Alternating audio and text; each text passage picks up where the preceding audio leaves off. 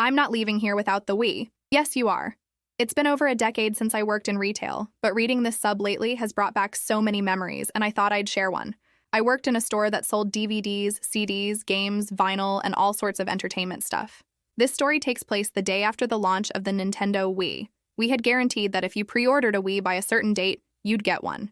If you didn't pre-order, it was first come, first served for the remaining stock. After release day, no one could place an order or reserve one since we couldn't say when we'd get more in. So, the day after the release, we had just opened, and I was standing at the entrance to greet customers when this big, angry-looking guy stormed in. He shouted, "Do you have any Nintendo Wiis in stock?" I replied, "Hi, I'm sorry, but we sold out of the stock we had yesterday." Hearing this, he stamped his foot and slammed his shopping bags against his side. I knew I was in for some drama. He said, "Right, well, I want to pre-order one."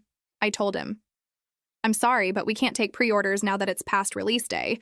We can't guarantee when we'll get stock back in since it's in such high demand." He yelled, "That's a lie." I was taken aback and said, "What? You're lying to me. I was in here 2 weeks ago, and I was told if I pre-ordered, I'd get one on release day." I thought maybe I had misunderstood, so I asked, "Oh, are you here to collect a pre-order? Do you have your order slip and receipt?" He shot back, "No, I don't have a slip. You should have one for me because I asked about it weeks ago. Either give me one now or order one for me. My son wants one."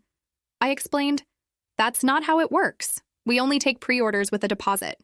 If you haven't paid a deposit, we don't have a pre-order for you. I can't order one for you either. Our system won't let us." "This is ridiculous," he exclaimed.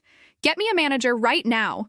You're obviously incapable of sorting this out. I'm not leaving here without the Wii." As angry as this guy already was, he was about to get even angrier when I had to inform him that I was, in fact, the manager on duty and the only one around.